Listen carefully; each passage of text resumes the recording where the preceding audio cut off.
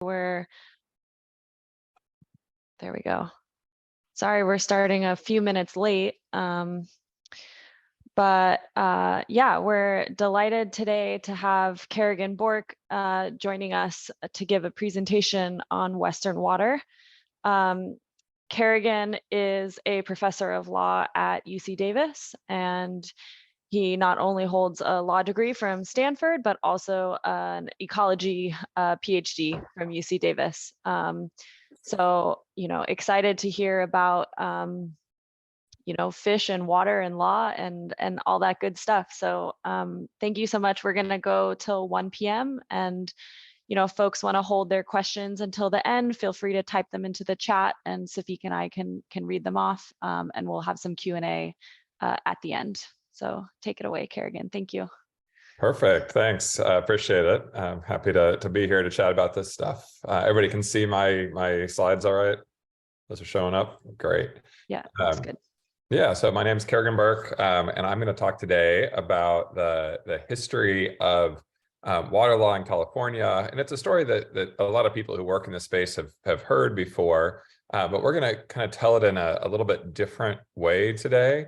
And we're going to focus in on a counter narrative to the way that it's normally told. And this counter narrative is a narrative of environmental protection that stretches way back towards for California, essentially the same year it became a state, and for Oregon and Washington actually before they became states. So we'll focus on those three states and talk about this kind of counter narrative. So to have a counter narrative, you have to first have the narrative, and that narrative here is this idea that California and specifically in really Western water in general has been focused on an infrastructure sense and a legal sense about extracting as much water as possible from the natural environment, from rivers and streams, and putting that water to use for humans, right? So that's the idea. That's the way this story is normally told. That's the way I've always taught it.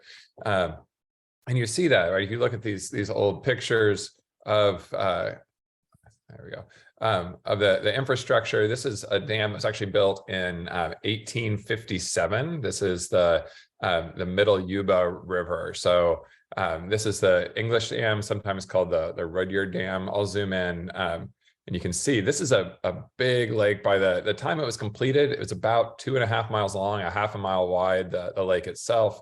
And this dam is made out of wood. This is like a wood log dam, which is just insane to me and kind of terrifying. And sure enough, this dam actually failed in the 1880s and released a massive wave of water and debris that flowed downstream and did an awful lot of damage. But this is kind of emblematic of a lot of early water infrastructure in California that's focused on stopping up and storing this water and not really paying attention at all to the environmental consequences, right? There's clearly no way for fish to get around this dam, and this dam is designed to stop up the full flow of that river to store water for hydraulic mining.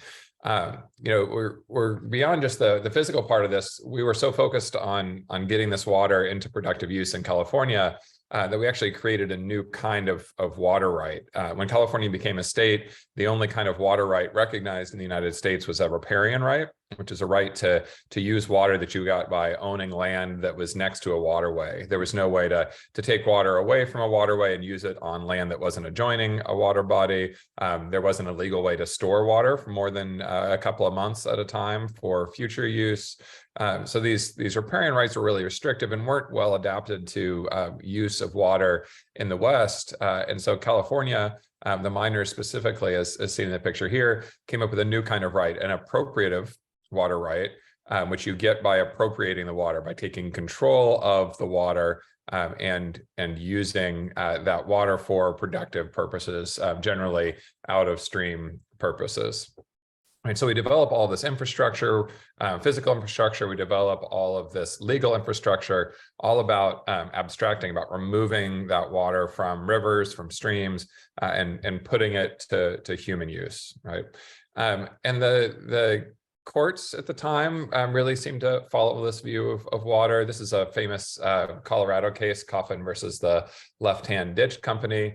It's always been the policy of the national as well as the territorial and state governments to encourage the diversion and use of water in this country for agriculture. The right to water in this country, by priority of appropriation thereof, we think it is and has always been the duty of the national and state governments to protect. All right, this is the court's view here in Colorado, but really echoed by courts throughout the West, that the state's job is to help people get access to this water and to use the water and to protect people's right to use this water.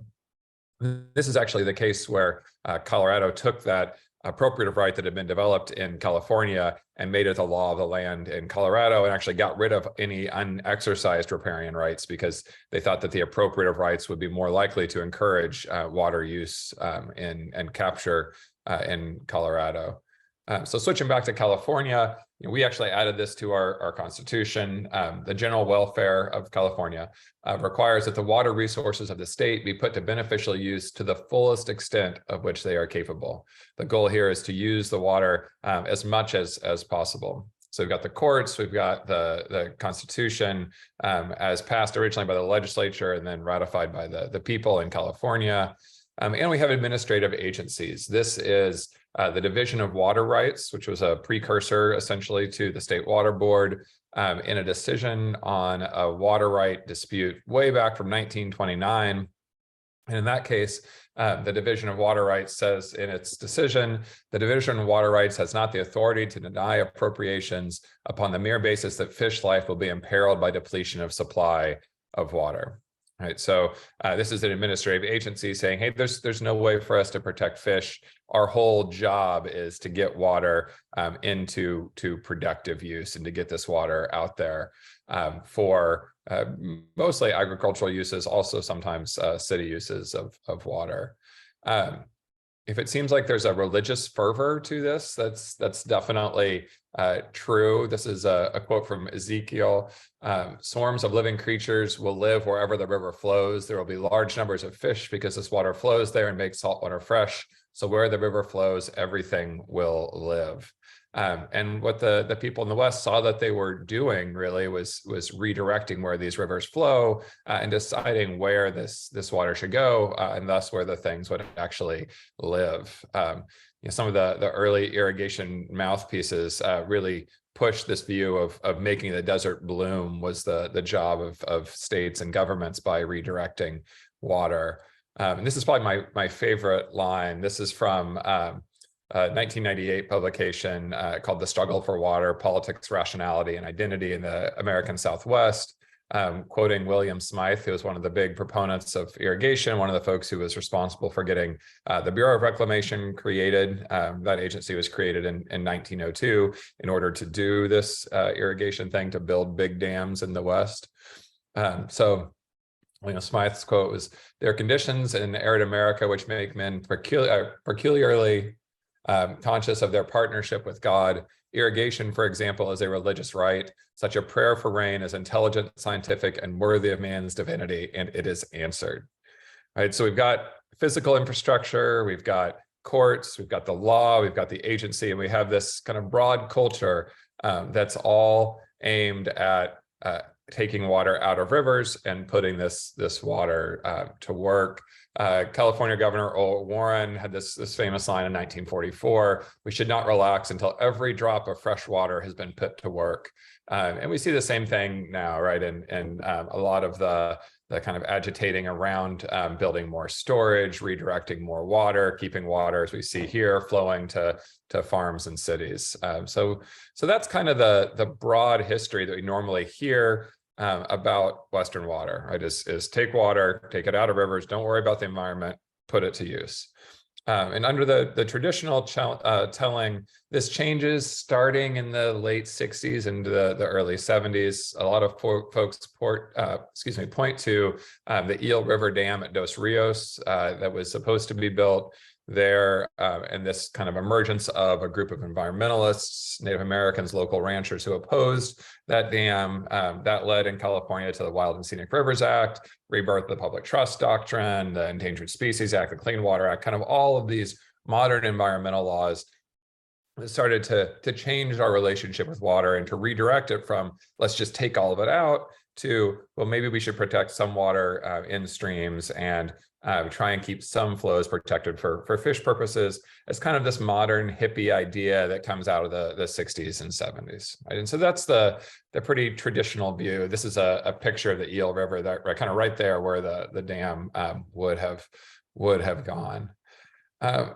And under this view, then it's really not surprising that we have a pretty terrible situation in California in terms of our fish populations, in terms of the in-stream use of water, in terms of protection of aquatic ecosystems. Right, so about 40% of California native fishes are extinct or need immediate attention to avoid extinction.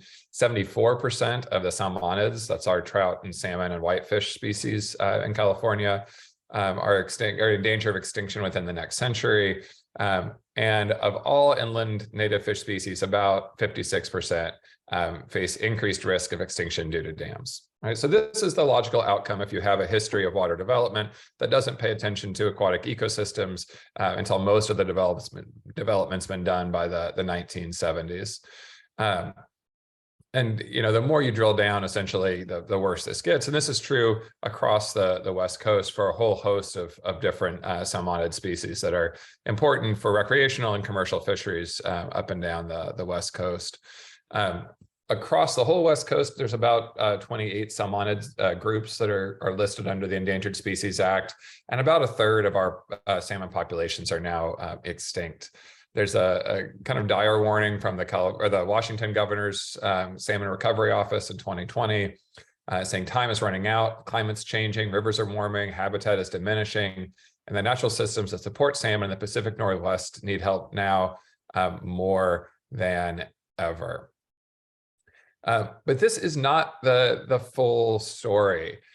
When you kind of go back and you start digging into the laws and you dig into the culture, it's clear that an important part of the idea of this early water development was that it was going to be done in a way that actually protected aquatic ecosystems. It's clear, going back and looking at historical archives, that these aquatic resources in California and up and down the West Coast have been important essentially as long as we've been paying attention to them, as long as people have been here using them. Right? This is an early picture of a woman fly fisher from 1929. It's an ad for a fishing holiday.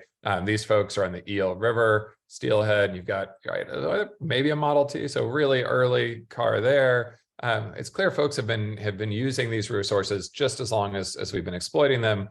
And what we're going to talk about today is efforts to protect and to maintain these aquatic resources that were part of and really a predicate for a lot of the water development along the West Coast. The piece that we're focusing on is fish passage laws. Fish passage is a particularly important area to focus, and really a good area to focus because it captures a lot of this conflict between aquatic resources and water development. Right? When you think about water development, you think about building dams, you think about storing water for later seasonal use or for use in later years. Dams are at the heart of water infrastructure in California and Oregon and Washington and throughout the West. But inherently, dams create really big problems for fish populations, especially trout and salmon.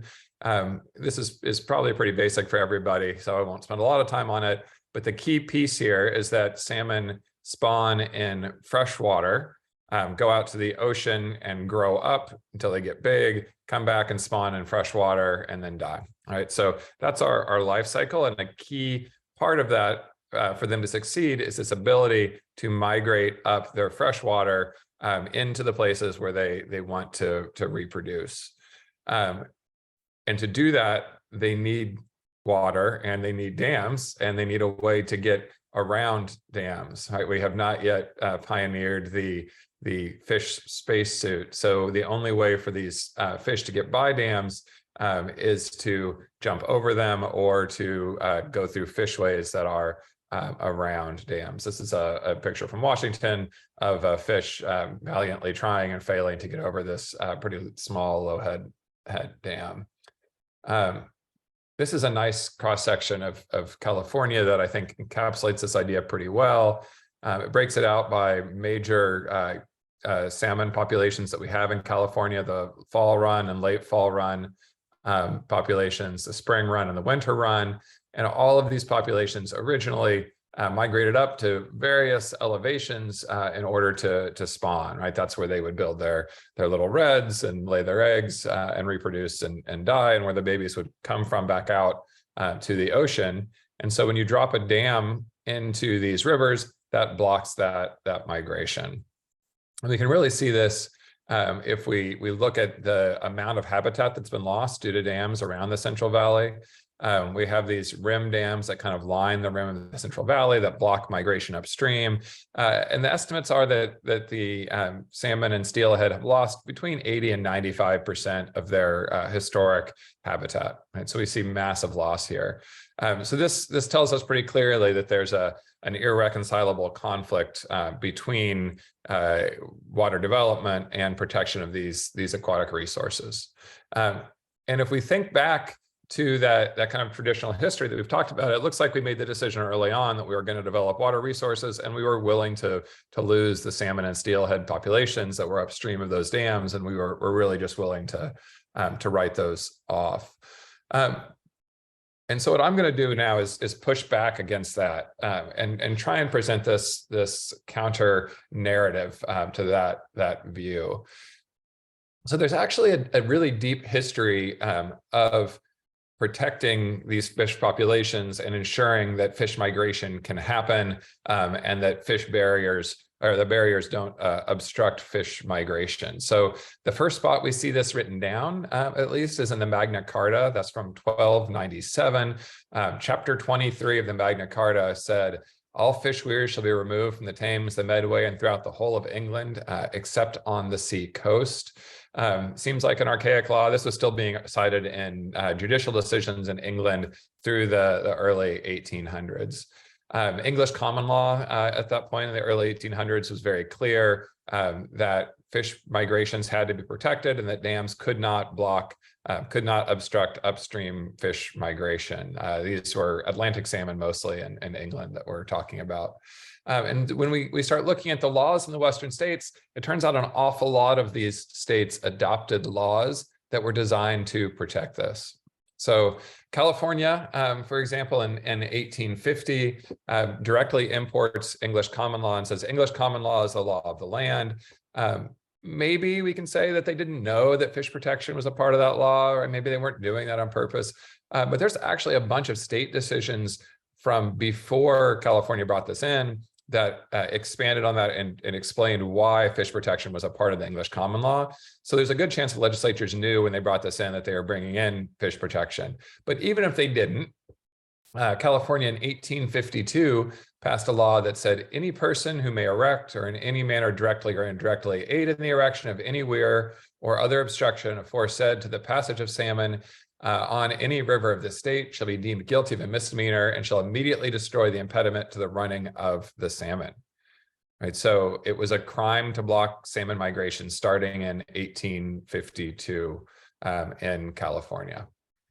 Oregon, similarly, 1848. This is an act to establish a territorial government of Oregon. Oregon isn't even a state yet, right?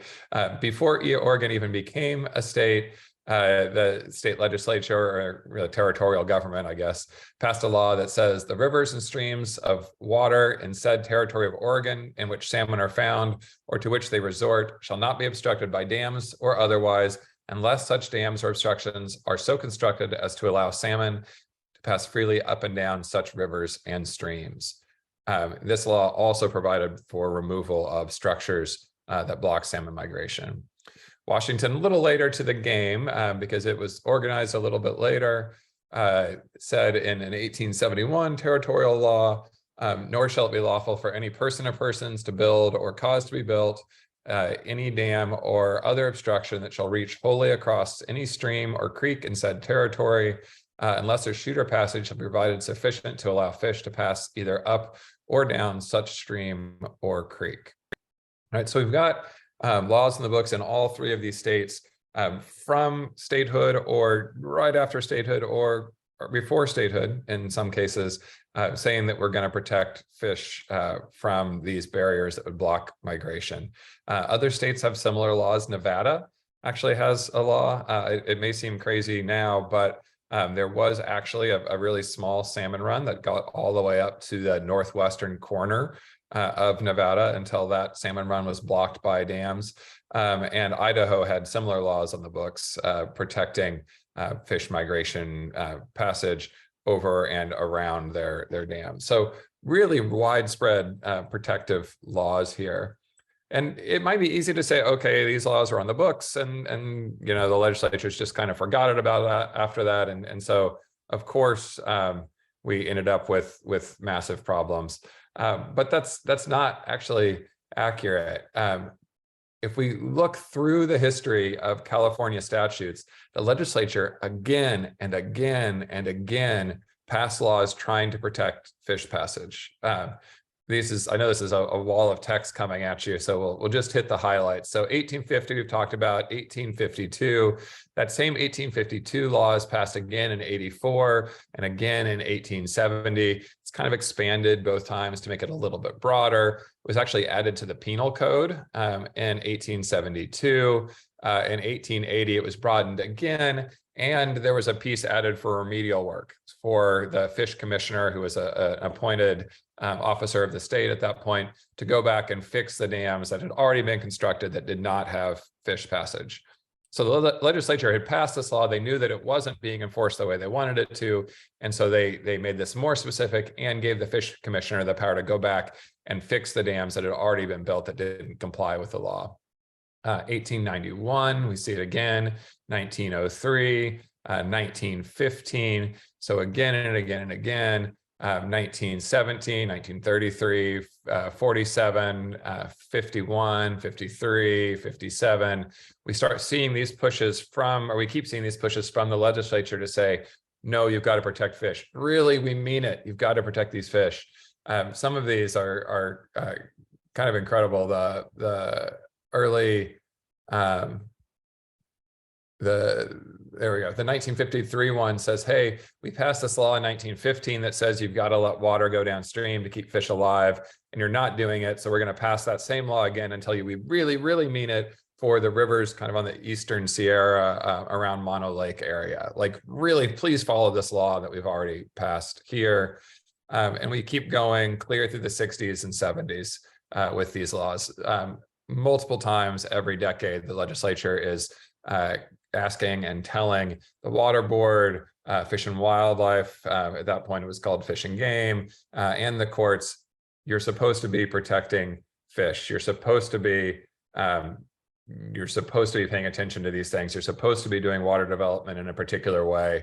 And again, the entities that are responsible for enforcing it are not willing or able to do that.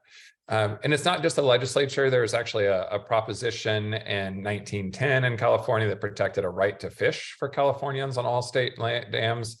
And then another one in 1924 that shut down the ability on the Klamath River to continue developing hydropower there, in large part because the Fish and Game Commission at that point started going out and lobbying people to pass this law, because they found that they weren't able to control these dams and ensure that fish passage was happening on those dams when they were being developed, or to find other ways to mitigate the impacts of those dams.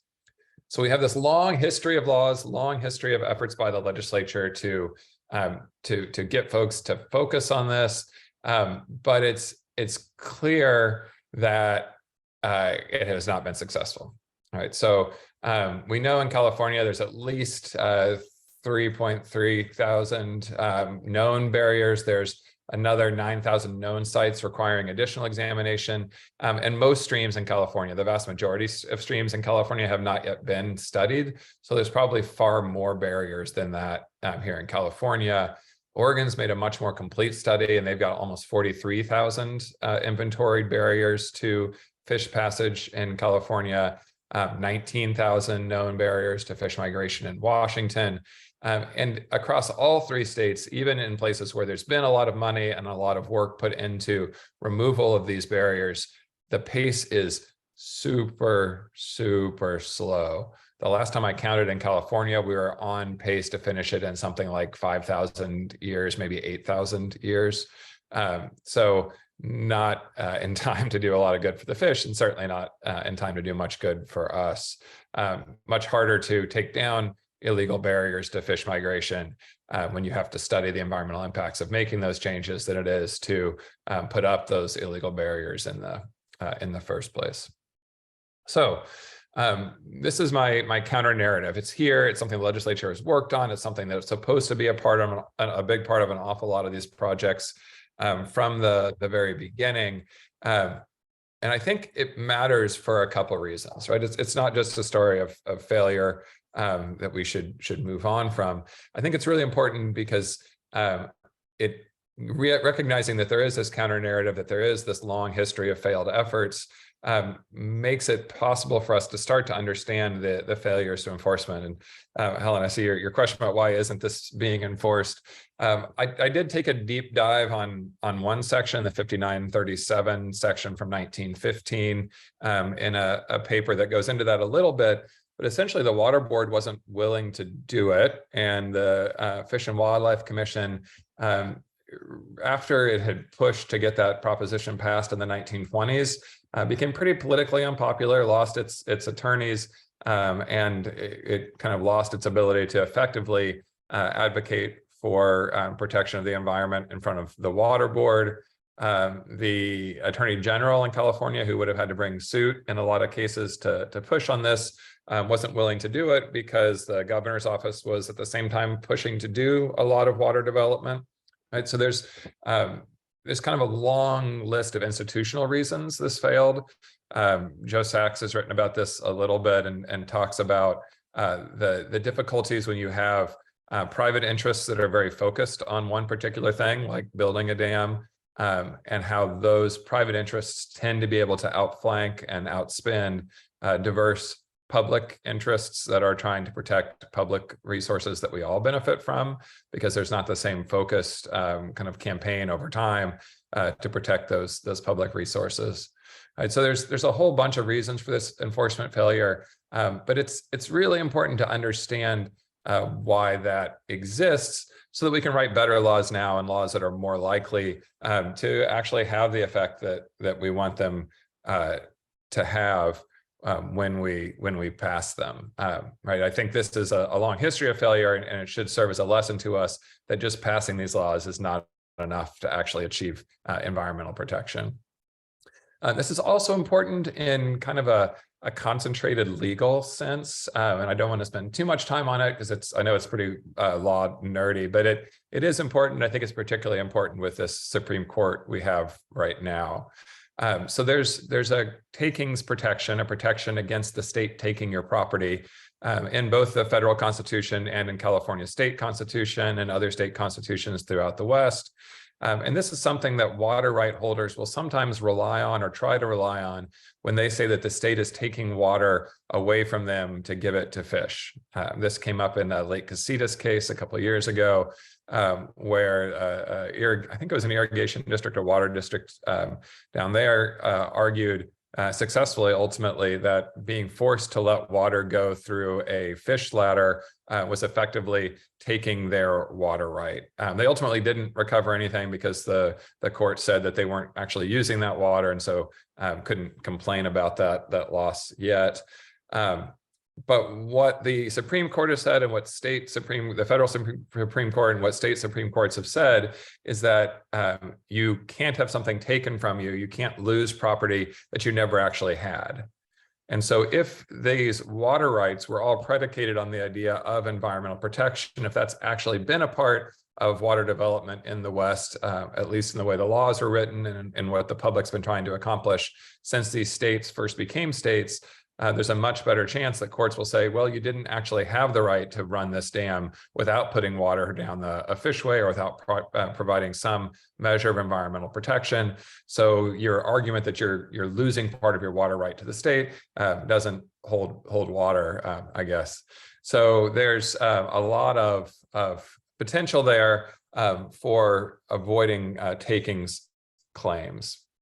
So the last piece here is that these laws are actually still on the books in all 3 states and are still effective in all 3 states, which means that there's still a lot of potential that these laws can be used to force fish passage on dams where that works. And I saw the comment about how challenging this can be. I'd recommend. There's a couple of really good papers. I'll drop a link to one here in a second. Rob Lusardi wrote a great paper about fish passage and where it can and can't work in California. So this can force fish passage in places where it can work, could force removal of dams in places where it can't, or could force the creation of hatcheries in some of those places where that is allowed by the law. And we can get more into that if folks are curious about it. I don't think we accomplish this by relying on the agencies or relying on the state to do it. But there is a route that gives people the ability to enforce these laws. So I'm going to step through that real quickly so folks kind of get a handle on how that's working and places where it's actually been in play. And then I'll stop and we can chat about any questions or anything folks want to bring up. So the approach to citizen suits to enforcement by the public comes from the public trust doctrine. So there's this ancient idea. It's been a part of governance going back. You first kind of see it written down in Roman law. It shows up in Spanish law. It shows up in Mexican law that descended from the Spanish law. And the idea here is that the public has rights to access and use certain natural resources. Classically, this was seashore, navigable rivers, and it was limited to commerce and fisheries and transportation in those places. So that's the idea of the public trust. We are all, the reason it's called a public trust is that it's property held by a trustee, in this case, the government, for the benefit of the beneficiaries of the trust, which is us, the public. All right, so in California, the idea would be that we have a right to use the seashore and the navigable rivers, and our right to do that is protected by the public trust doctrine, and the state is responsible for acting as a trustee and protecting those trust resources. The first big case that really pushed this in California and that recognized a right in the public and us, the beneficiaries of the trust, to make the state do what it was supposed to do or make somebody else not hurt the trust, is this 1971 case, Marks v. Whitney. And the history in this is pretty long, but essentially a guy named Marks was going to develop some tidelands in a way that would exclude the public, keep the public from using those tidelands. And Whitney sued and said, no, I'm a member of the public, and as a member of the public, I have a right to use this public trust resource. The trial court and the Court of Appeals both said only the state can do what you're trying to do. Only the state can assert this public trust interest and protect the access. But the Supreme Court said, no, you, Whitney, as a single individual person in the state, have the ability to sue to protect your public trust use and protect it for everybody in the state. This came up again in National Audubon, which is the Mono Lake case. This is probably the most famous public trust case. If you've heard of only one public trust case, this is the one that most people hear about. And the Supreme Court in that one again confirmed that any member of the general public has standing, meaning the ability to raise a claim of harm to the public trust. So any individual can sue in order to protect the public trust in California, which is kind of incredible. A lot of states don't have this. It certainly doesn't seem to exist at the federal level, but this recognizes that all of us have the ability to sue the state or other trustees if they're failing to protect our public trust resources. So how does this interact with these statutes? Well, starting in the 1980s, courts began recognizing, and the Water Board began to argue, that one particular section of Fish and Game Code, Section 5937, passed in 1915, is a legislative expression of the public trust. And this is what the Water Board said in its brief to the court, and the court agreed, wrote this into, the Court of Appeals agreed, wrote this into its decision. And this meant all of a sudden you couldn't, or you didn't have to just rely on the public trust kind of idea that you should protect those resources somehow. You could point to specific sections of the Fish and Game Code or the Water Code or other state laws and argue that the state had to follow those and had to be enforcing those, or you could sue the particular water user and say that they were violating the public trust because they were violating that law. That's a huge expansion of the number of people who can sue, and it means you don't have to rely on the government to protect this for you. And this has led to a huge rebirth of this particular section, 5937. There's 5 reported cases, but there's actually a whole bunch more. There's one on the Santa Maria River that's going on right now. And there's probably 5 or 6 that an entity called California Water Audit has pursued in Napa that has resulted in rewatering of stretches of rivers there. So this is a kind of nice example of the way that private individuals can force the state to keep these promises that it's been making since 1850 to do a better job of protecting environmental interests, protecting aquatic resources, protecting fish as the water development is going on. And that brings me to the end of my presentation, and I'm happy to open it up for questions right now.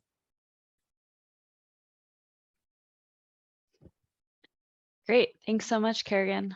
Yeah, Cameron, do you want to kick us off? Sure. Thanks for the presentation. It was helpful. I used to work for Fish and Game, or Fish and Wildlife, so it helped to get a refresher. From my understanding, a lot of the more historical statutes, didn't that primarily deal with more like physical barriers and infrastructure and not necessarily flow downstream for certain protected species? It varies quite a bit. So 5937 itself, which is the 1915 statute, says that dam owners have to keep enough water flowing downstream of the dam to keep fish in good condition. So that's explicitly a flow directive.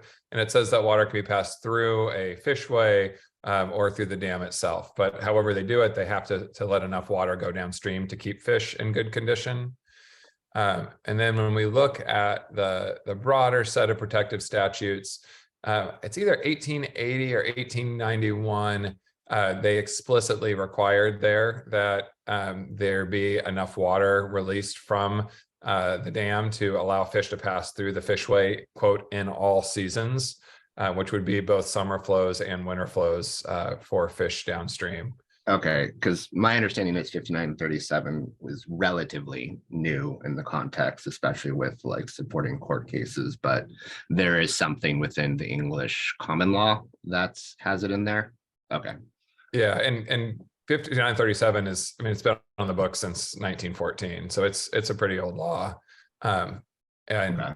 You know, you see more and more focus on flow as you go through history, but it's part of this broad pattern of like, no, we really want you to keep these fish moving upstream, to keep these fish alive.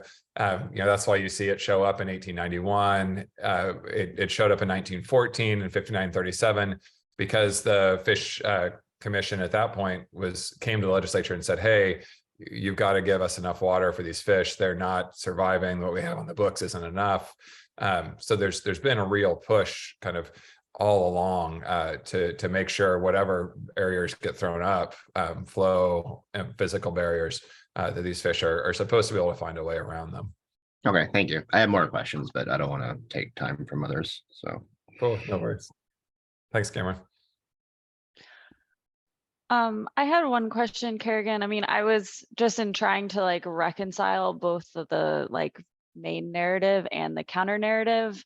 Like one explanation that I could think of was perhaps that like, even if at the time, you know, people wanted to protect the fish, perhaps the state of knowledge about, you know, the environmental conditions that were necessary to actually maintain those populations, like wasn't up to snuff or whatever. And so like, can you speak to the sort of state of knowledge at the time in terms of what they were trying to do would have worked? Does that make sense? Yeah. So I think maybe two things. First, I don't want to like let the folks who were refusing to enforce these laws hide behind them. I mean, it's clear like you had the Fish Commission going to the water board and saying, this river's dry. Right? There's no water in this river, or they protest a water right and say this water right that someone's seeking is going to take all of the water out of the river, and the fish won't survive that, right? So at one level, like we know fish need water in a river, and we spend a lot of time now like figuring out how much water they need and when the water needs to come down and all that stuff. Or like temperatures and stuff too, right? Yeah, Releases, absolutely. yeah. And right, so we have this idea like, and it's absolutely true, water's not enough, but we know they need water at least. Yeah. So that part's true. The other part of this that's really, it's another kind of lesson to take out of it that I didn't have enough time to get into much today, is that California allowed the creation of fish hatcheries on dams that the Fish Commission certified as being too high for fish passage.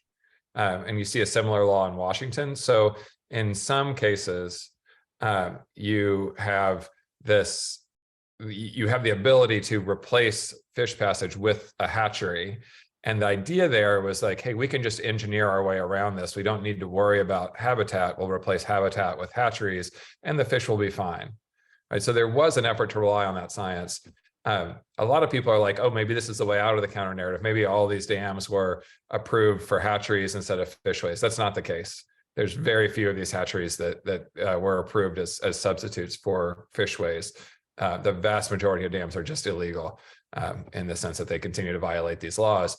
But that's, I think, one of the lasting lessons here is that it's not possible to engineer our way out of this problem and to solve it with hatcheries as opposed to actual habitat. Mm-hmm.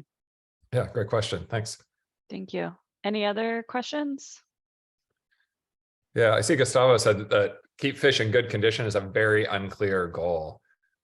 That's true. A lot of our laws, when you drill down, are awfully unclear. The Clean Air Act, right? That's a big deal act. Lots of people get in trouble. It's accomplished incredible things with making our air cleaner. The law that establishes the Clean Air Act is that you have to regulate the air pollutants to protect human health. Like, what does that mean? Right? It's good condition, but in a human health sense. Yeah, Ted's got a great link there. It was a working definition justifying flows for a California stream focused on Puda Creek, right outside of Davis. And Peter's definition is really nuanced. It recognizes the current state of the river, and it I think does a lot of really good work about finding a solution that's actually workable in practice. Peter talks a lot, I should say, Professor Moyle, Dr. Moyle talks a lot about reconciliation ecology, finding ways to protect the environment while also recognizing the changes that we've made to this environment that we're not going to undo. Courts and the water board have sometimes painted a much more aggressive take on what good condition means. There's a Court of Appeals conditions and one federal court decision that say that good condition means reestablishment of a historical fishery. Whatever the historical fishery was, you have to reestablish that on the stream. That's really challenging. That's what's happening on the San Joaquin right now below Friant Dam, trying to recreate the spring run Chinook run there.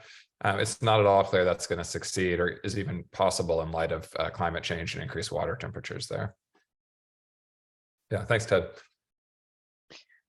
Cameron, go ahead. Thank you. So now I kind of work with like agricultural growers around Merced County and Madera. So my question to you is, because you mentioned reconciliation, right?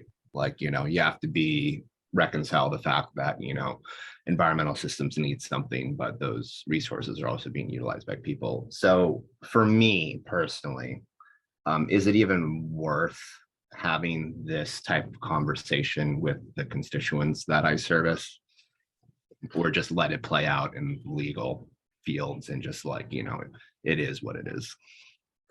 Yeah, it's a great question, and there's an old law review article that's like a law professor talks to a water right holder And it starts off, I don't know if you've read that one or not, Yeah. but yeah, the water right holder's just pissed off about everything.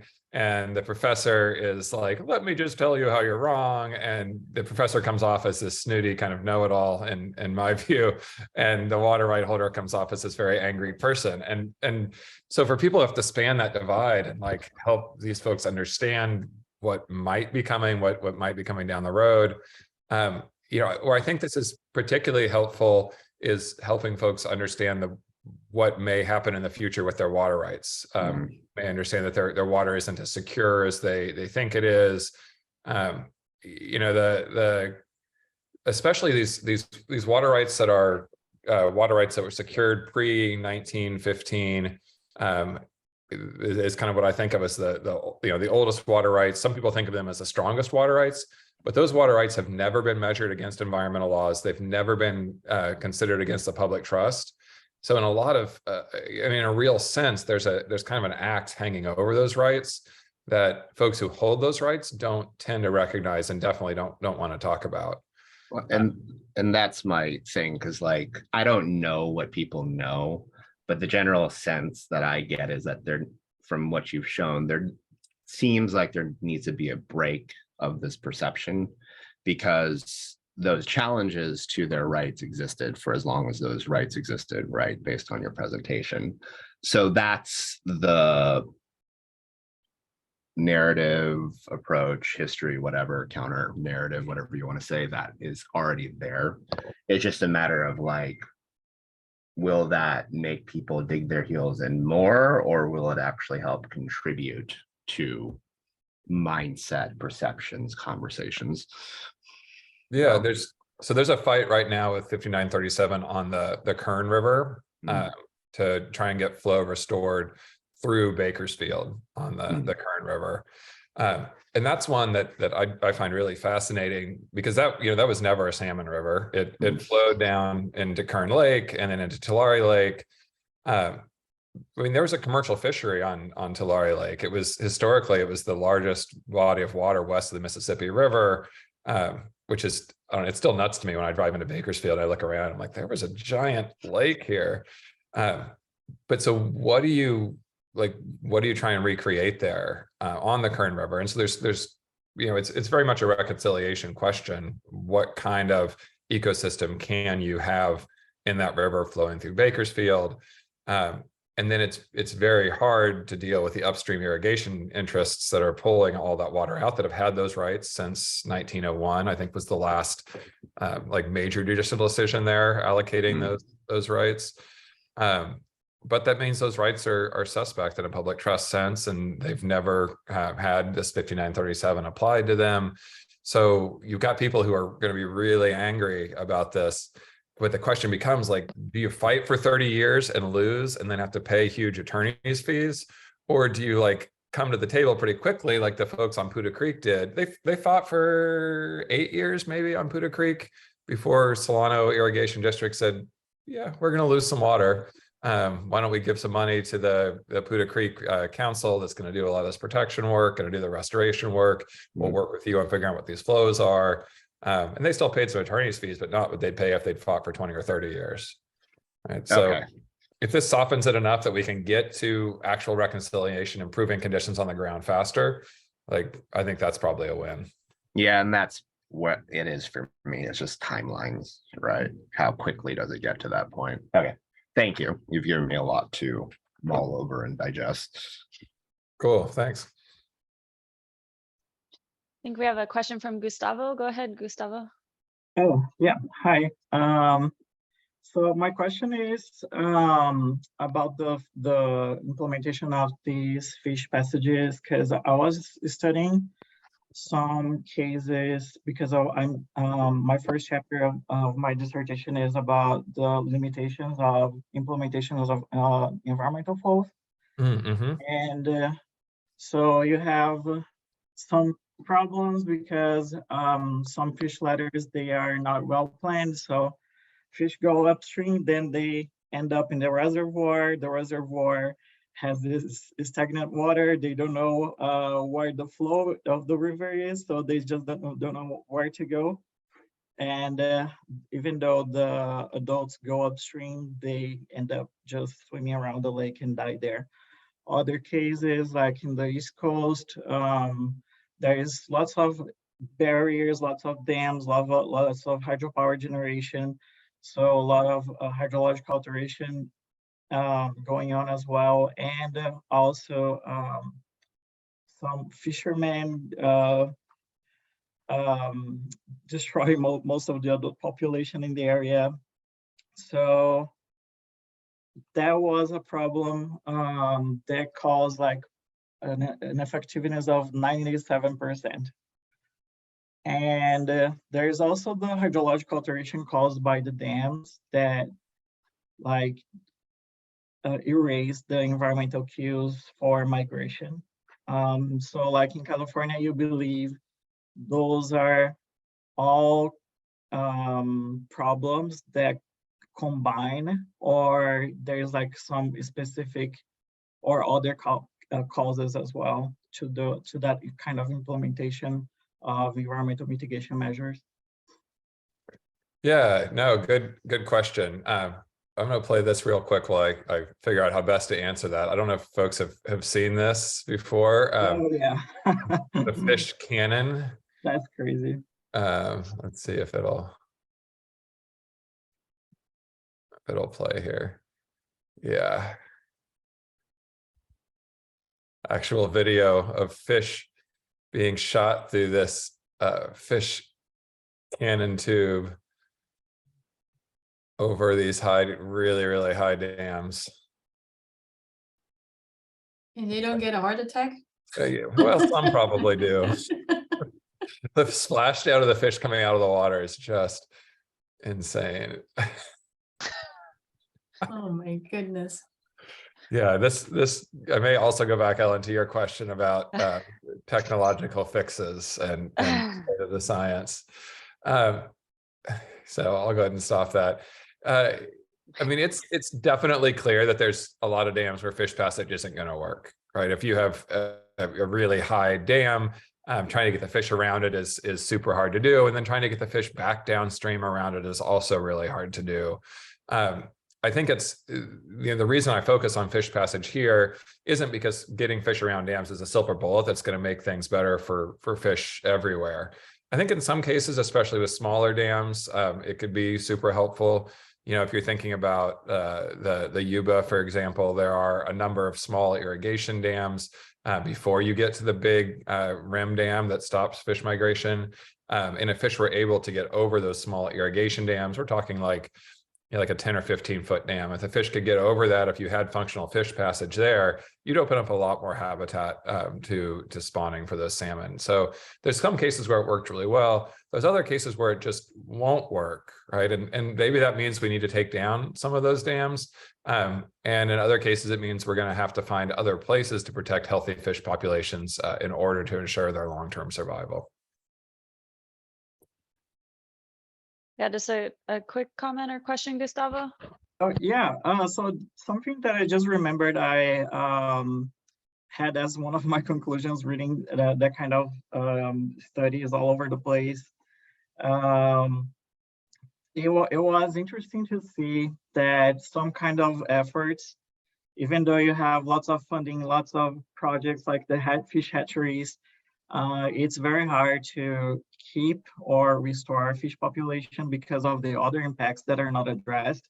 So as I said, there's overfishing, there's the hydrological alteration, but then people try to keep the fishing there without addressing those factors. And those are the ones that are reducing the fish population. Those are the ones reducing the adults.